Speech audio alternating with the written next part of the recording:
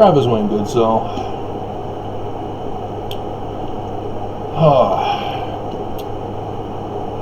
I think the majority of us love comic book hero movies and entertainment.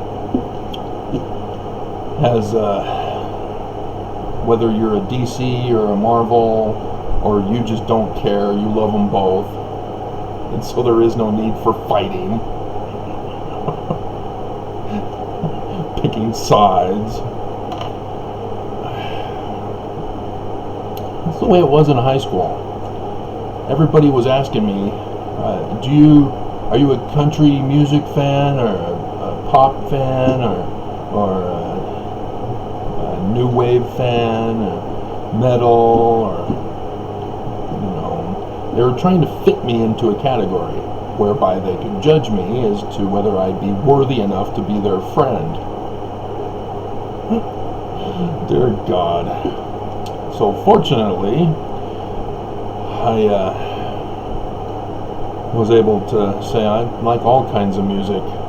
So I was the first and started that trend. Didn't know that, did you?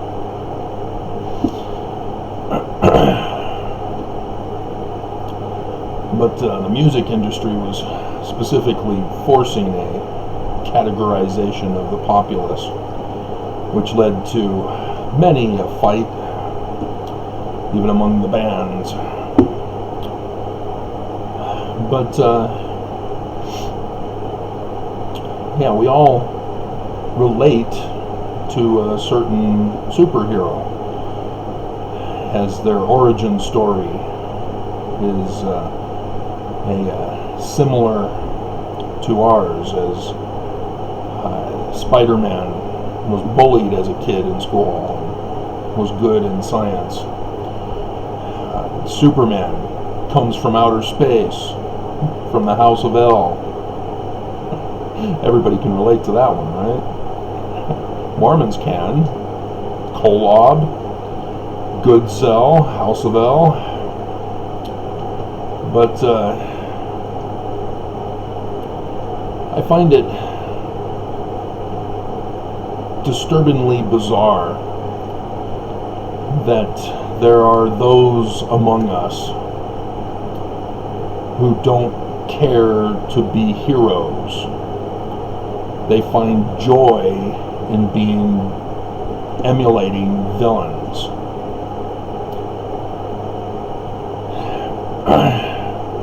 And I can understand appreciating a good performance from a villain, a character playing a villain, but I cannot comprehend an internal human desire to be the bad guy,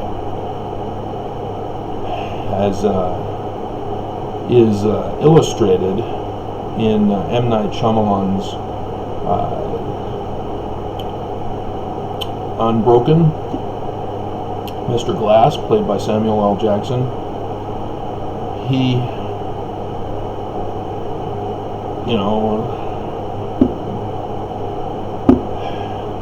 for some reason believed that his disability meant that he was supposed to be the villain, and that he spent his whole life looking for the superhero to do battle with, causing major disasters and murders to find that superhero. And I've been going over with you how the latter days are here. They're happening. All of the atrocities, disasters, and violence and bloodshed and cold-hearted natures of mankind emerging. And I went over with you how this isn't a supernatural event, that we are not in control of our wills, that we're just conforming and complying to God's will for us to be wicked, so that we can be destroyed. That's absurd. I have no choice but to be bad. That's from a cheesy movie where you get that kind of a thing, and where it takes the cross of Jesus to vanquish the evil spirits, or the holy water.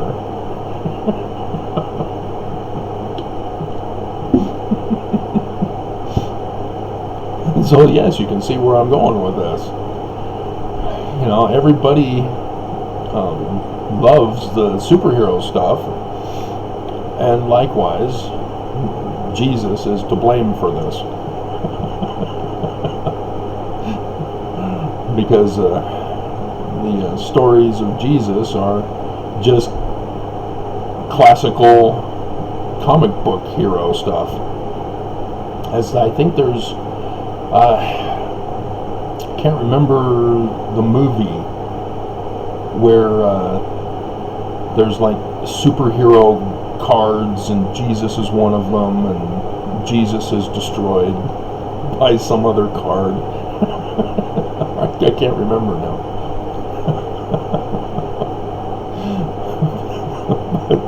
Maybe it was The Simpsons. But the stories of Jesus are just that. Supernatural. They're not real. Just like all these comic book heroes. They're not real. They try to make it realistic, sci-fi, in a comic book realm, where, well, what if the spider was irradiated and bit me? What if I came in contact with a kryptonite rock, or exposed to gamma radiation? You won't like me when I get angry.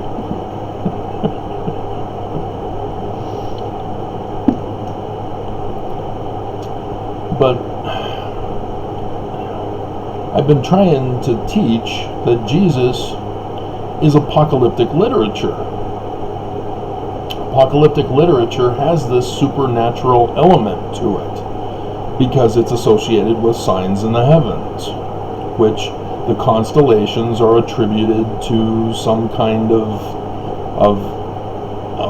animal or human here on Earth, or in mythology, as constellation Hercules and Perseus and Ophiuchus.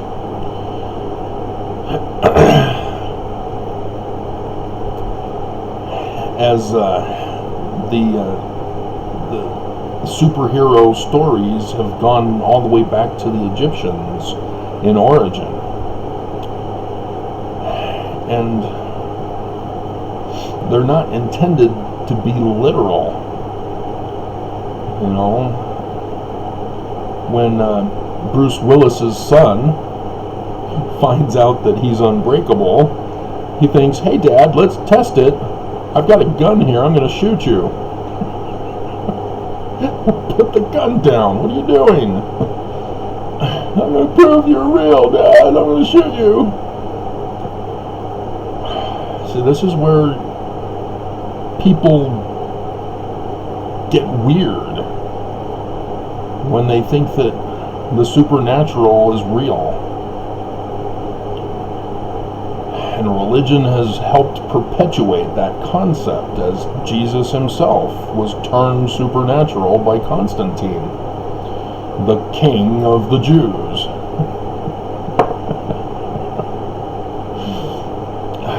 And so, yeah, the story of Jesus is that he's the king of the Jews. Herod, I want to know where this king of the Jews is so that I may worship him.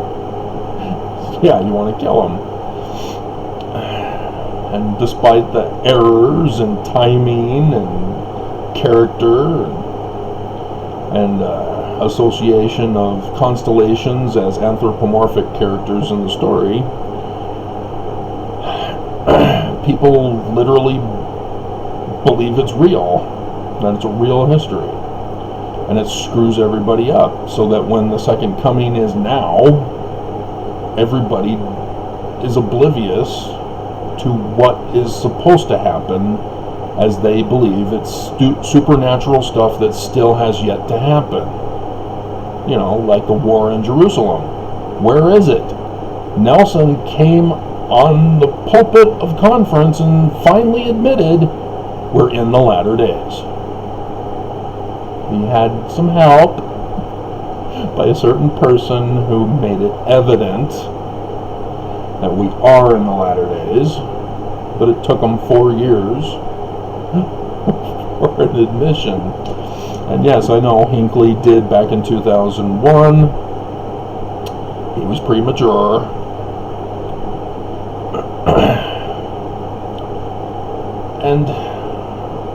And so it's disturbing to see Nelson and the prophets play the villains of scriptural latter-day prophecy. I'm born and raised Mormon. I expected my prophets to be the heroes of the story.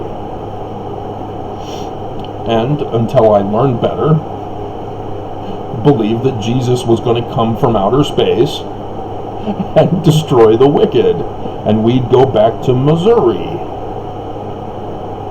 Yeah, I believed we were going back to Missouri because I did my own study of the scriptures. I wasn't born and raised in Utah with the traditional understanding that Utah is the new Zion.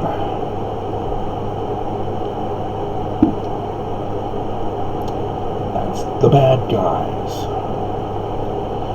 Because I had been taught growing up that Lucifer's church, the great and abominable church, will mimic the true church of Jesus Christ. How true that is. Oh dear God. Because the church of Satan is not mimicking our church. The Catholics and Christians aren't mimicking our church. Islam is not mimicking our church. So where's this church of Satan, the great and abominable church? Oh, I'm in it. Oh crap.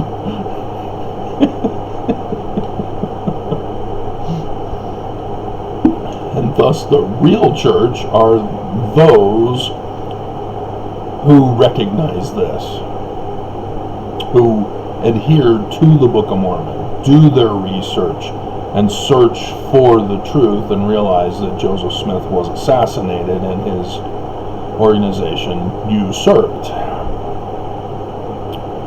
And thus the great and abominable church, the villains of Scripture. And one of the villains' changes to the plain and precious parts of Joseph Smith's Scripture that need to be thrown out and restore the original chapter on marriage is section 132.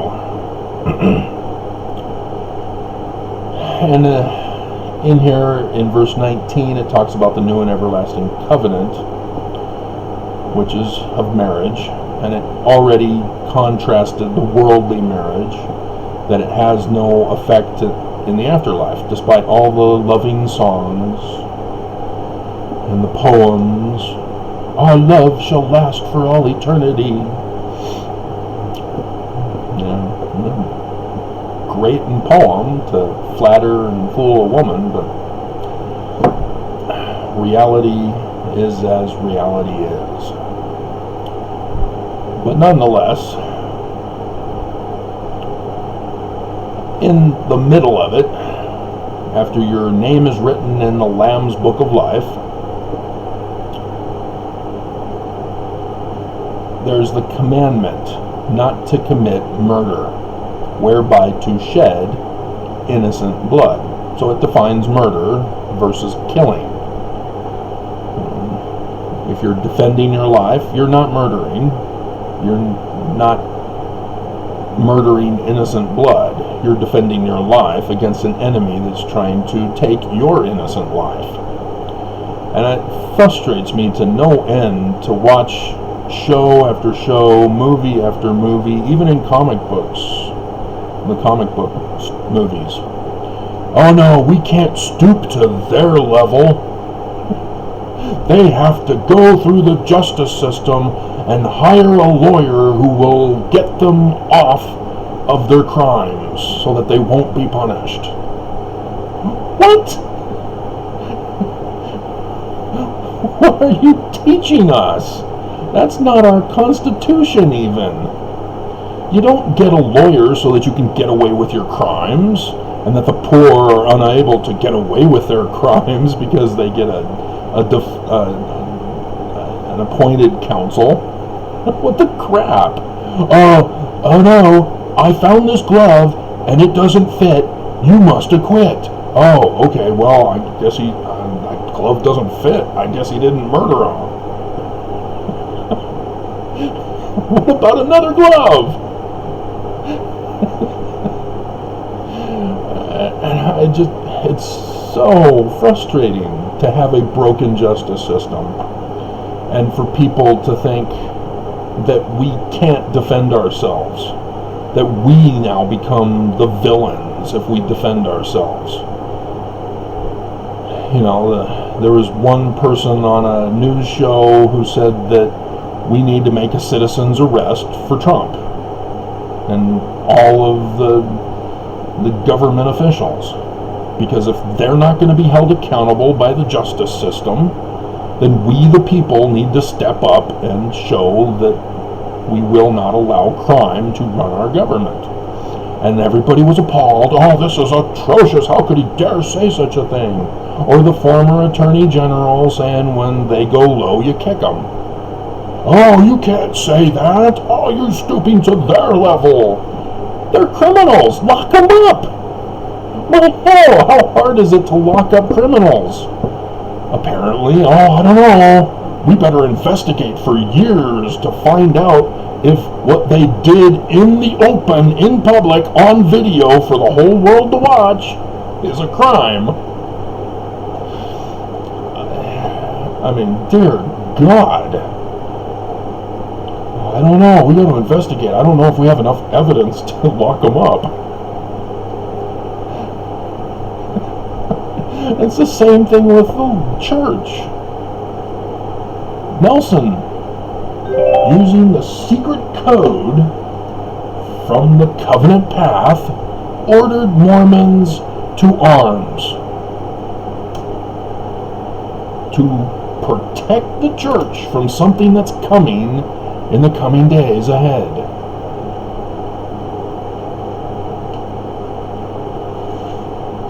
And everybody missed it.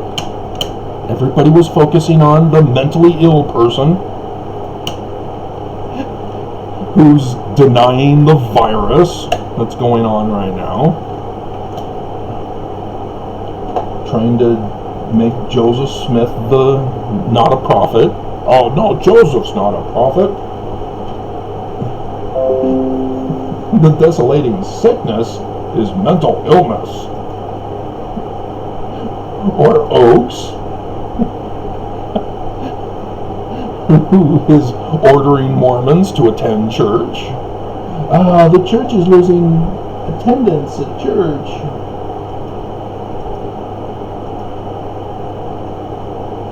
How could you guys be so easily fooled and miss the blatant stuff? I don't know, maybe you didn't go to the temple often enough to know what he was talking about with the Covenant Path and telling Mormons to be obedient, to be loyal to the Covenant Path because there's perils in the coming days.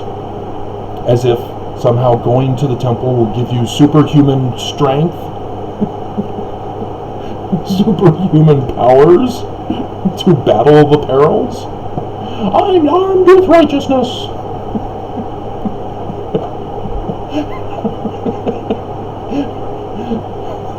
I mean, what do Mormons use? We can't use the cross. Back, evil demon! I'm not a witch, I'm your wife, and after what I just heard, I'm not sure I want to be that anymore. Princess Bride.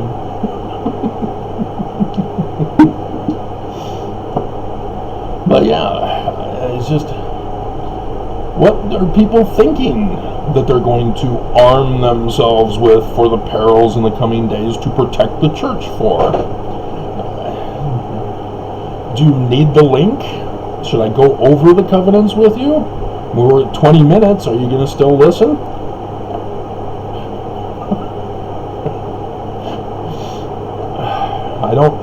I'd have to go to the video to refer to the changes that Nelson made to the law of chastity and to the law of obedience.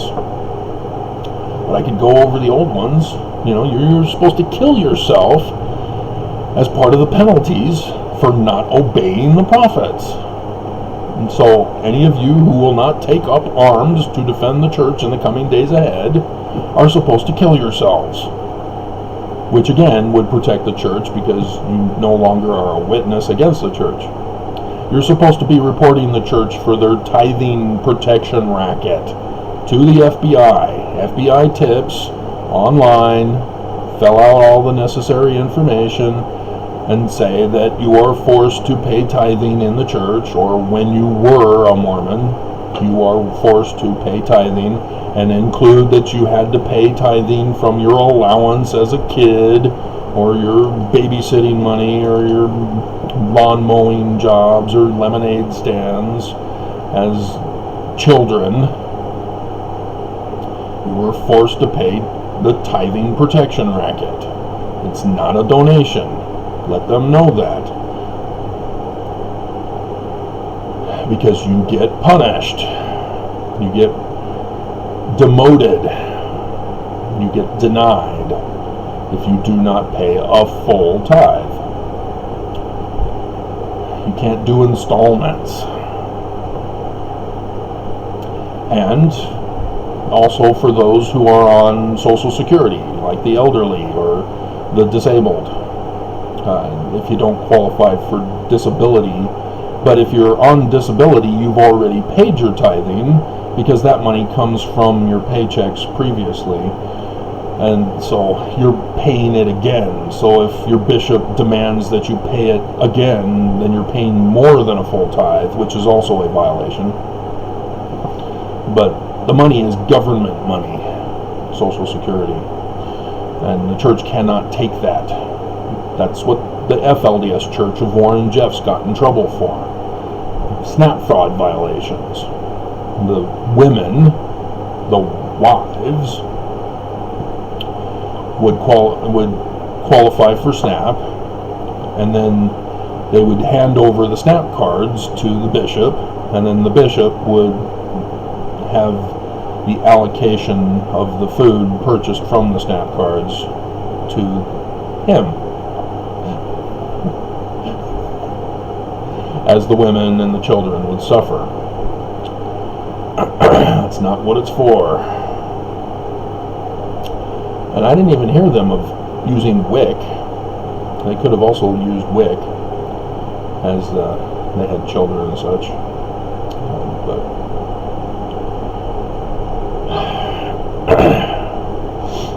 But yeah, no murder. Verse 19 in section 132. And when you understand the real church history, you understand that Brigham Young and Heber C. Kimball were involved in murders. They were the ones that ordered Orrin Porter Rockwell to assassinate Governor William Boggs. And since Orrin was a member of the Church of Jesus Christ of Latter-day Saints, even though it was ordered by Brigham and Heber, Joseph Smith was the one accused as the leader. And so both he and Orrin were given a warrant for their arrest for the attempted assassination of Governor Boggs. And during that time, Heber got married to yet another wife without Joseph around to do the sealing. And Mormons obviously aren't told this. You have to do the research. And so as I've done the research, I've seen how Brigham Young was the infiltrator, the secret combination behind Joseph's back. The spy set to destroy Joseph's organization. That's why Joseph was constantly falsely arrested, so that Brigham could run the church in Joseph's absence. And yes, he hired members of the Warsaw Lodge, paid them to come and murder Joseph in Carthage jail, and had his 2 members of his 12, John Taylor and Willard Richards, to make sure that that was accomplished. And it was them who had to finally do it, because Joseph chased out the mob with the 6-shooter. The remaining 3 balls, he shot John Taylor. But then Willard Richards had snuck in a pistol of his own and shot Joseph in the back, and then threw him out the window.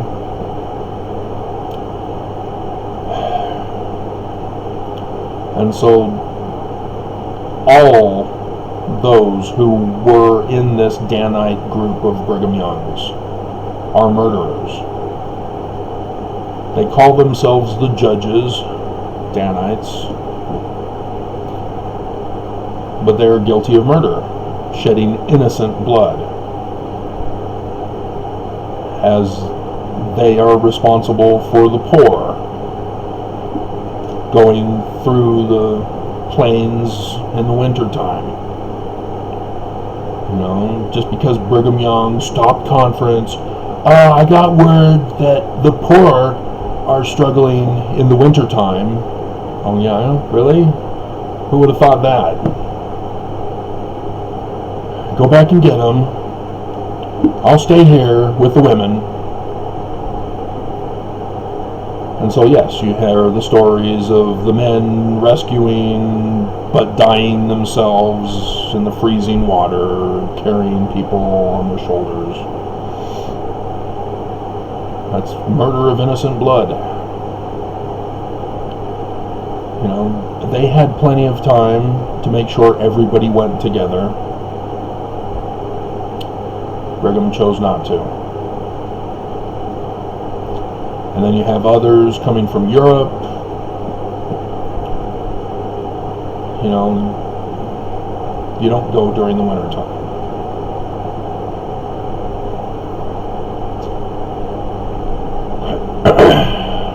And then you have the indigenous people here in Utah. Brigham Young had to murder them. Innocent blood, again spilt, in order for him to have his kingdom. And then the Mountain Meadows Massacre, innocent blood, as the church tried to separate Brigham from it. Brigham purposely dated the letter late, so that it was the 13th and not 9/11.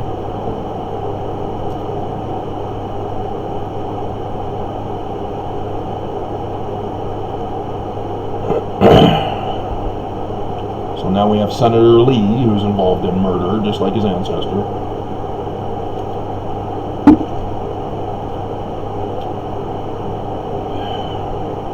As a member of Congress, of the Senate.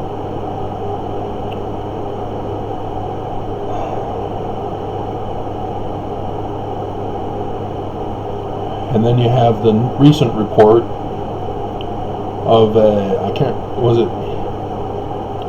remember the little township that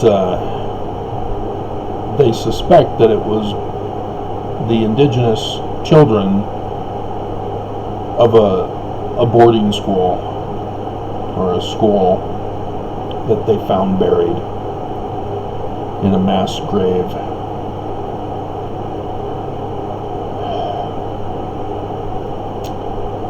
And then you hear in the news about the unmarked grave that had been found up in Ogden.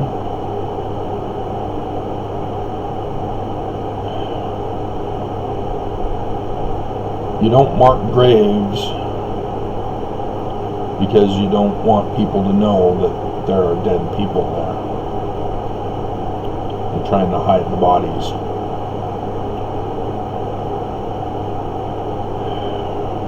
Murder is all over Utah culture, tradition, and life. As I myself was given an assassination order by the president of the Church of Jesus Christ of Latter-day Saints, and they paid the hired assassin. I fortunately got away and didn't get assassinated. Still went to the emergency room in the hospital for the damage that was caused.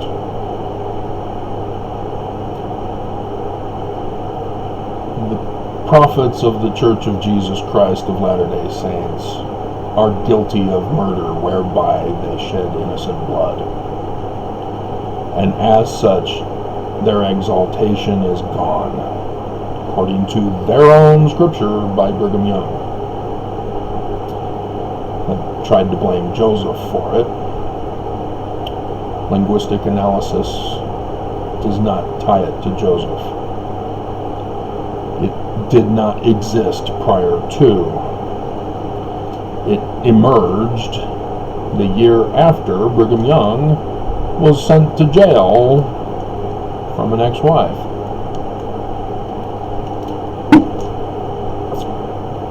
So you think he's angry at his ex-wife? Huh. He calls for the death of ex-wives in this section. I wonder, because it certainly isn't Joseph telling Emma, I'm going to murder you if you don't let me marry other women.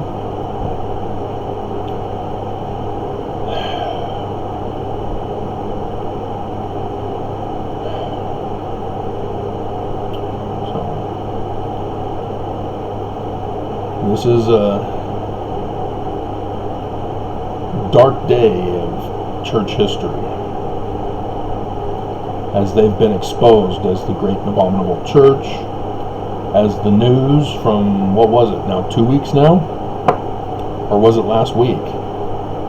How long ago was it when I did the video going over the little black book of the secret combination of America that has Mormons as members?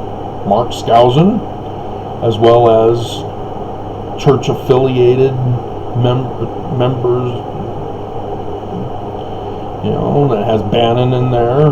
Bannon was the guy who was interviewed by the Daily Beast in 2016, who told them, I'm a Leninist. What does that mean? Well, I want to destroy things. I'm going to destroy America. That's my intention. And after I destroy America, I'm going to go over to Europe, where I'm going to destroy Europe. Mission accomplished. As he's come out recently, oh yeah, I've got a whole coup planned for Trump when he becomes president again. Oh, great.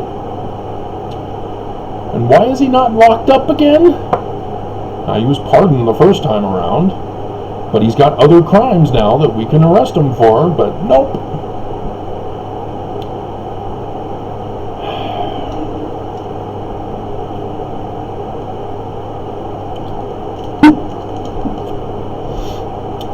On that secret combination list. They are intent on destroying America. There's psychologists on there. And so yes, I've been going over with you how psychology are trying to destroy America as they've brainwashed you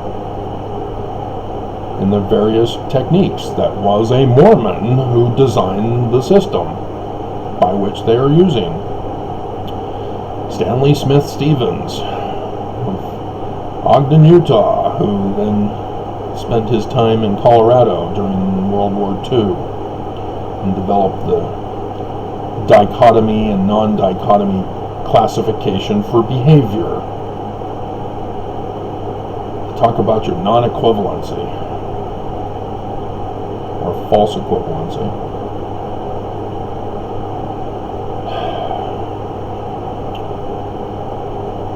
So yeah, we're in the latter days. Whether you believe me or you believe Nelson.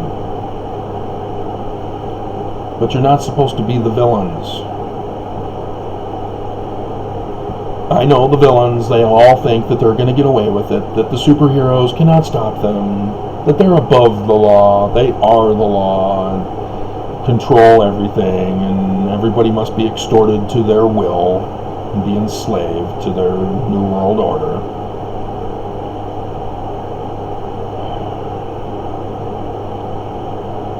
But when good people fail to act, evil wins. And there's a quote somewhat similar to that.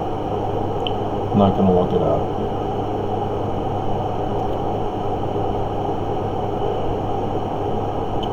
But technically, because the prophets are murderers, having shed innocent blood and attempted to shed innocent blood, which is the exact same punishment if you did actually go through with it. If you attempt to do it, it's the same punishment for doing it.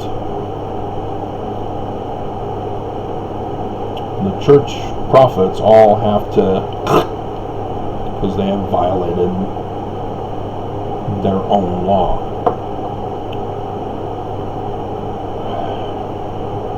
So, the old pulling thread.